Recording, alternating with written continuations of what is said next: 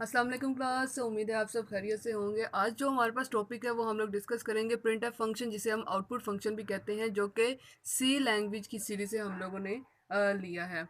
तो मोस्टली जब भी सॉरी हम लोग प्रिंट एफ फंक्शन या आउटपुट फंक्शन को डिस्कस करने से पहले हमें ये पता होना चाहिए कि हमारे पास स्टैंडर्ड इनपुट आउटपुट क्या है। स्टैंडर्ड इनपुट आउटपुट होता क्या है, ये हम लोग को बेसिकली पहले पता होना चाहिए, जो कि जिसके अंदर हम लोग प्रिंट एफ और स्कैन एफ के फंक्शन को डिफाइन करते हैं सी लैंग्वेज के अंदर, जिसे जो कि मैं पहले भी हेडर फाइल्स में बता चुकी हूँ कि एस टी डी ओ आई ओ जोन सा है वो हमारे पास स्टैंडर्ड इनपुट आउटपुट शो करता है, जिसके अंदर प्रिंट एफ और स्कैन एफ का फंक्शन डिफाइन किया जाता है। मेरे पास, अगर मैं टॉपिक स्टार्ट करती हूँ तो पहले मेरे पास बेसिक इंट्रोडक्शन होना चाहिए कि स्टैंडर्ड इनपुट आउटपुट होता क्या है। स्टैंडर्ड इनपुट और output, standard input output as you all studied in the junior classes, जो कि आप लोग पहले भी इनपुट और आउटपुट क्या होता है बेसिकली आप लोग ये पढ़ चुके होंगे अपनी 7th स्टैंडर्ड 8th स्टैंडर्ड्स में।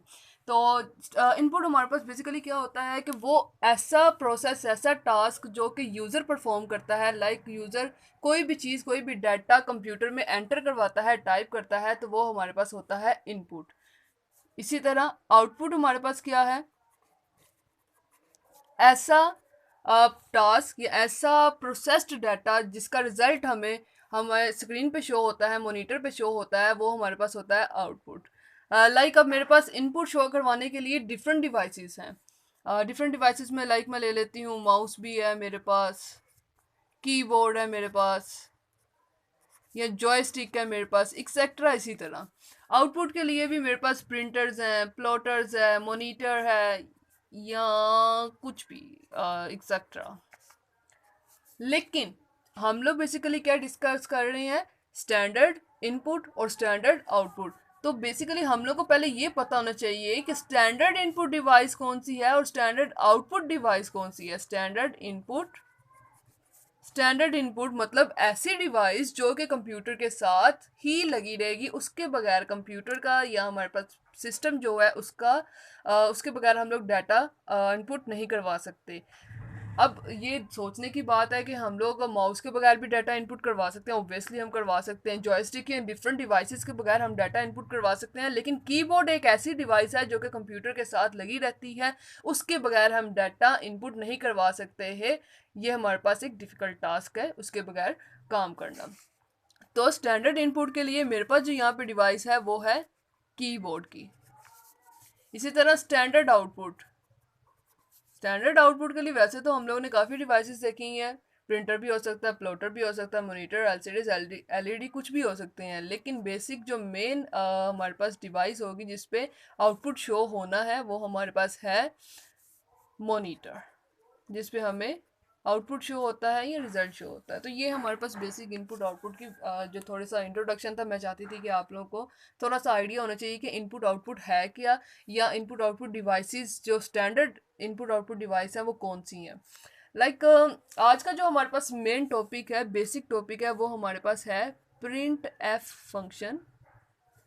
प्रिंट एफ फंक्शन जिसे हम सी लैंग्वेज में आउटपुट फंक्शन भी कहते हैं।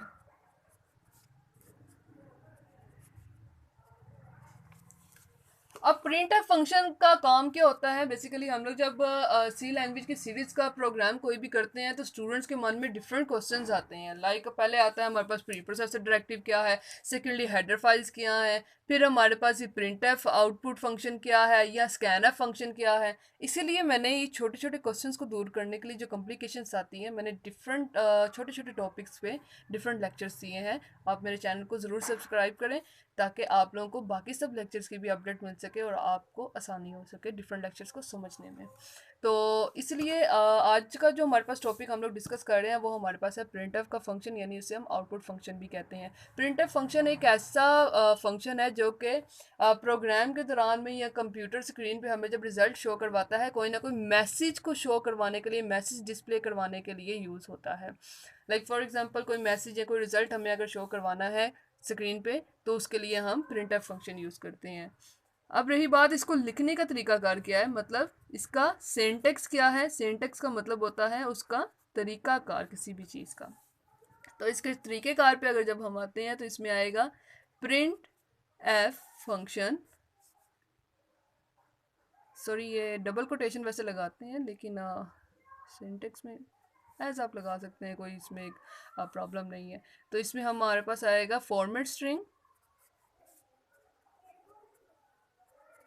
फॉर्मेट स्ट्रिंग और लास्ट में सेमीकोलन। फॉर्मेट स्ट्रिंग को हम लोग कंट्रोल स्ट्रिंग भी कहते हैं। इसमें कोई भी आप मैसेज जो भी स्क्रीन पर डिस्प्ले करवाना चाहते हैं, शो करवाना चाहते हैं, आप वो मैसेज इस पर लिख सकते हैं। इसके अलावा एक और हमारे पास इसका तरीक़ाकार है लिखने का, वो हमारे पास क्या है, प्रिंट एफ। प्रिंट एफ में मेरे पास आ गया जी फॉर्मेट स्ट्रिंग,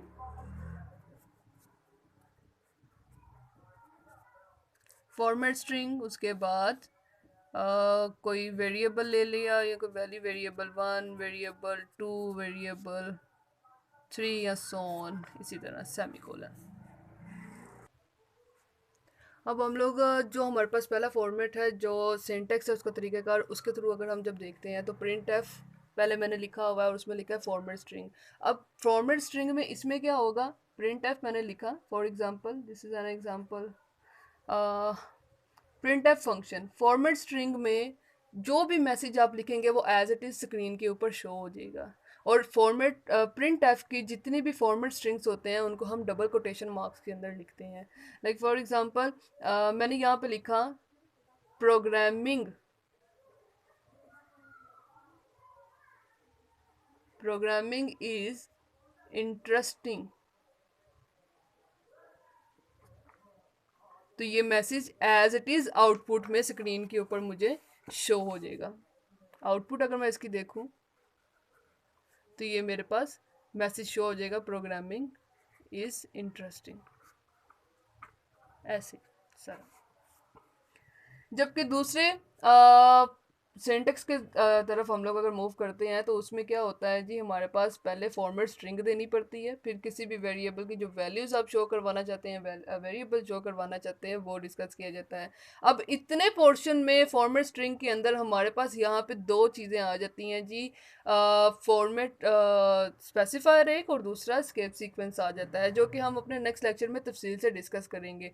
प्रिंटफ फंक्शन में हम जो भी चीज़, जो भी मैसेज डिस्प्ले करवाना चाहते हैं वो एज इट इज़ आउटपुट में स्क्रीन पे शो हो जाता है, सिवाय दो चीज़ों को छोड़ के। वो दो चीज़ें कौन सी हैं, एक हमारे पास है जी फॉर्मेट स्पेसिफायर,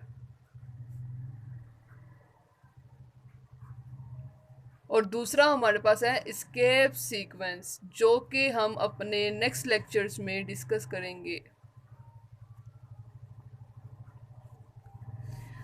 अब मैं यहाँ पे अगर मूव करती हूँ तो दूसरी सिंटेक्स के थ्रू मैं आपको एक एग्जांपल के थ्रू समझाती हूँ कि हम लोग कैसे इसे सॉल्व करते हैं।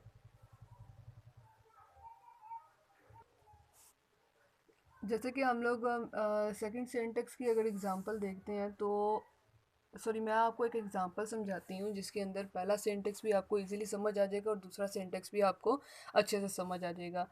एक एग्जांपल मैं पिक करती हूँ, लाइक फॉर एग्जांपल एक प्रोग्राम हम लोग लिखते हैं, हैश इंक्लूड stdio, मैंने इसलिए लिखा क्योंकि इसमें हम प्रिंट एफ फंक्शन भी डालेंगे, तो ये प्रिंट एफ फंक्शन को डिफाइन करेगी ये library. Dot H header file का सिंटेक्स है, यहाँ पे आ जाता है जी वॉइड मेन। इससे अब मैं अपनी वर्किंग स्टार्ट करती हूँ यहाँ से। लाइक फॉर एग्जांपल मैंने एक वेरिएबल लिया इंट ए, ऑलराइट। जबकि अगर मैं फर्स्ट इस पे सिंटेक्स लगाती हूँ, इसमें मैं इंट ए लिखने के बाद मैं कहती हूँ जी print, sorry I am sorry, int a मैंने अगर एक वेरिएबल लिया है तो उसके अंदर ए इज़ इक्वल टू, मैं उसको वैल्यू असाइन करवा रही हूँ 5 या फिर 2 या 7 या कोई भी वैल्यू अगर आप उसे असाइन करवाते हैं। तो मैं अगर पहला फॉर्मेट लगाती हूँ, अपना पहला सिंटेक्स लगाती हूँ प्रिंट एफ, और मैं उसको कह देती हूँ जी ए, तो इसमें क्या मेरे पास वो आउटपुट शो करवाएगा आउटपुट क्या आ जाएगी मेरे पास यहाँ पे, आउटपुट होगी जी प्रिंट एफ ए लिखा हुआ है। अब इसमें ऐसा नहीं होगा कि प्रिंट एफ ए लिखा हुआ है तो ए की जो वैल्यूज हैं वो मुझे यहाँ पे प्रिंट करवा देगा, नहीं, उसने यहाँ पे लिखा हुआ है प्रिंट एफ डबल कोटेशन के अंदर ए लिखा हुआ है, यानी खाली ए लिखा हुआ है, उसने कोई फॉर्मेट स्पेसिफायर नहीं दिया, कोई स्केप सीक्वेंस नहीं बताया, कुछ भी नहीं। इसमें क्या होगा कि खाली ए एज इट इज शो हो जाएगा, सिर्फ एक मैसेज शो करवाया है उसने, तो वो ए था हमारे पास एज इट इज शो हो जाएगा। जबकि दूसरा अगर हम सिंटेक्स अप्लाई करते हैं तो उसके अंदर क्या है हमारे पास यहाँ पर प्रिंट एफ, दूसरा सिंटेक्स, इसको मैं जरा ना थोड़ा सेपरेट करके लिख देती हूँ ताकि आप लोगों को समझने में आसानी हो। प्रिंट एफ, मेरे पास प्रोग्राम क्या था, प्रोग्राम में मैंने डाटा टाइप ली थी इंट, इंट को मैंने एक वेरिएबल दिया था ए को मैंने वैल्यू असाइन करवाई 5 2 7, कोई भी वैल्यू आप असाइन करवा सकते हैं। मैंने इसमें 3 वैल्यूज अगर स्टोर करवाई हैं इस सीक्वेंस के साथ, कोमे के सीक्वेंस के साथ, तो मेरे पास क्या होगा, जब मैं इन 3 वैल्यूज को प्रिंट करवाना होगा तो उस मकसद के लिए यहाँ पर मैं दूसरा अपना सिंटेक्स लगाऊंगी, जो कि ये है, पहले आएगा इसमें फॉर्मेट स्ट्रिंग, फिर फर्दर उसमें जितने वेरिएबल्स हैं उनकी वैल्यूज हैं वो वहाँ पे आएंगी। फॉर एग्जांपल मेरे पास यहाँ पे आ गया जी print a is equal to a 2 5, मैंने ए को वैल्यूज असाइन करवाई हैं, तो मैं अगर दूसरा सिंटेक्स यूज करती हूँ तो पहले आएगा डबल कोटेशन मार्क, जो कि हम हर प्रिंट फंक्शन में मैसेज शो करवाने के लिए लिखते हैं। उसमें क्या होगा मेरे पास यहाँ पे वैल्यू इज इक्वल टू, यहाँ पे आ जाएगा जी परसेंटेज डी मैंने लगाया है, ये है हमारे पास फॉर्मेट स्पेसिफायर, जो कि हम नेक्स्ट लेक्चर में, मैंने पहले भी कहा, तफसील से डिस्कस करेंगे। फॉर्मेट स्पेसिफायर से कहते हैं। परसेंटेज डी क्यों लगाया है, क्योंकि percentage D integer data type के लिए यूज होता है, इधर मैंने डाटा टाइप इंट ली हुई है, इंटीजर ली हुई है, इसलिए मैंने यहाँ पे परसेंटेज डी लगाया है, डबल कोटेशन मार्क को क्लोज किया। अब जिस वेरिएबल की वैल्यू आप यहाँ पे स्टोर करवाना चाहते हैं, किस वेरिएबल को मैंने लिया हुआ है डाटा टाइप इंट में ए को, और उसको ए को वैल्यूज मैंने ये असाइन करवाई है, इसका मतलब है मैं ए वेरिएबल की वैल्यूज को आउटपुट में शो करवाना चाहती हूँ, तो इधर हम लोग वो वेरिएबल अप्लाई कर देंगे जिस वेरिएबल की वैल्यू आप शो करवाना चाहते हैं। इसी तरह मेरे पास अब आउटपुट क्या आ जाएगा, पहले सिंटेक्स का आउटपुट मेरे पास सिर्फ ए आया, जो कि मैंने खाली मैसेज शो करवाया है। दूसरे का value is equal to percentage D A, इसमें क्या आ जाएगा, ए इज इक्वल टू मेरे पास आ जाएगा 5 2 7, जैसे कि मैंने वैल्यूज इधर असाइन करवाई हुई है। That's it. इसमें कोई मुश्किल या डिफ़िकल्टी या कोई प्रॉब्लम, किसी भी किस्म का मसला आपको इस लेक्चर में अगर हुआ हो तो आप लोग इसको मेंशन कर सकते हैं कमेंट में मेंशन करके आप अपना क्वेश्चन पूछ सकते हैं, या कोई भी टॉपिक या कोई प्राइवेट क्लासेस के लिए अगर आप डिस्कस करना चाहते हैं, कांटेक्ट करना चाहते हैं, तो ज़रूर रब्ता कीजिएगा और मैं कमेंट में मेंशन कीजिएगा। अल्लाह हाफिज़।